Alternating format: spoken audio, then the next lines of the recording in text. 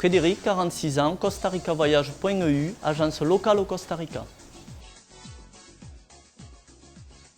Alors, mon agence, c'est avant tout une agence familiale, puisque je travaille avec ma compagne et une amie collaboratrice. Nous sommes tous les trois parfaitement francophones. Alors pourquoi une agence locale? D'abord, c'est évident que pour vous, c'est un gain de temps, puisque ça vous permet d'aller tout droit à l'essentiel. Et puis, c'est pas toujours facile, lorsqu'on vit à l'autre bout du monde, qu'on ne parle pas forcément parfaitement la langue, de préparer tout seul son voyage. Donc, on est un petit peu l'intermédiaire idéal, je dirais, puisqu'on est sur place, qu'on est bien intégré dans la culture, qu'on connaît bien le pays. Et nous sommes là pour gérer les problèmes et les petits inconvénients au fur et à mesure qu'ils se présentent.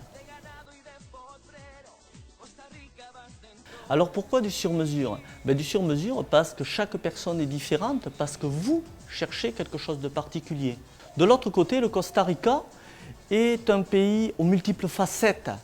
On peut donc trouver un petit peu tout ce que l'on veut. C'est à nous de comprendre ce que vous cherchez réellement et de vous préparer le voyage qui vous correspond. Alors le Costa Rica, c'est avant tout un pays de nature. Il ne faut pas venir au Costa Rica pour son architecture ou ses vieilles pierres, ça non. Mais c'est aussi et surtout, je dirais, un pays de diversité. Alors de diversité au niveau de son relief, puisque c'est une toute petite bande de terre coincée entre l'océan Pacifique d'un côté et la mer des Caraïbes de l'autre, et partagée en deux par une cordillère volcanique centrale qui monte à plus de 3800 mètres. Ça nous donne une diversité de paysages assez exceptionnelle. Alors diversité aussi au niveau de ses populations. Pourquoi? Parce que vous aviez les peuples indigènes originels, vous avez les Espagnols qui sont arrivés avec des populations esclaves, des Noirs, des esclaves, puis vous avez la construction du chemin de fer avec des Italiens, des Chinois, puis des Jamaïcains et plus récemment tous les Nord-Américains et les Européens.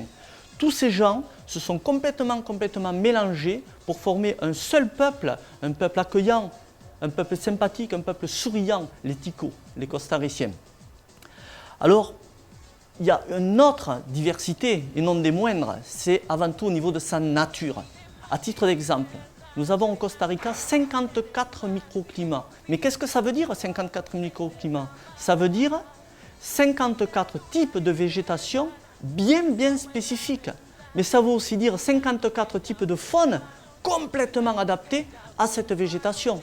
À titre d'exemple, nous avons davantage d'espèces d'oiseaux dans le pays qu'il n'y en a Canada et États-Unis réunis. Mes coups de cœur? Alors ça c'est compliqué. On va commencer côté Caraïbes avec Tortuguero bien sûr. Alors c'est un ensemble de canaux qui ne sont accessibles qu'en bateau. Ici on l'appelle la Petite Amazonie. En descendant un peu plus bas sur la côte, côté Caraïbes, jusqu'à Cahuita. Cahuita c'est le pays, c'est une annexe de la Jamaïque. C'est le pays de la cuisine caraïbe, de la musique calypso, des grandes plages de sable blanc ou noir d'ailleurs. Un peu plus dans les terres, vous avez les villages indigènes, avec en particulier le village de Yorquín, le village de Guarco, Agua Caliente. Tout ça, ce sont des populations bribri qui sont restées, je dirais, très authentiques, même s'ils hésitent encore un petit peu entre deux mondes. Si on passe de l'autre côté, côté Pacifique, vous avez tout le nord, avec les gauchos, nos cow-boys locaux, et toutes les côtes qui sont le domaine des surfeurs, des grandes plages de sable blanc. Plus en bas dans le sud, là, vous avez le Corcovado. Le Corcovado, il y a eu un article dernièrement pour le décrire du National Geographic qui disait que c'était une perle de l'humanité à sauvegarder à tout prix. C'est un endroit vraiment magique. Si on remonte par le centre du pays, on va arriver dans la zone de Los Santos où l'on fabrique les meilleurs cafés du monde. C'est également là que l'on trouve la plus grande population de quetzals resplendissants de toute l'Amérique centrale et donc du monde, puisqu'il n'y en a qu'en Amérique centrale. Les volcans, bien entendu. Les volcans, avec le volcan Rincón de la Bière, ont été tournés pas mal de scènes de Jurassic Park, par exemple, ou le Colosse, le volcan Arenal. Pour nous contacter, c'est facile. Vous allez sur le site internet de Costa Rica Voyage, rubrique « Nous contacter » et nous vous préparerons un voyage entièrement sur mesure. Et comme on dit ici, pour la vida mai. Costa Rica vas dentro de mí.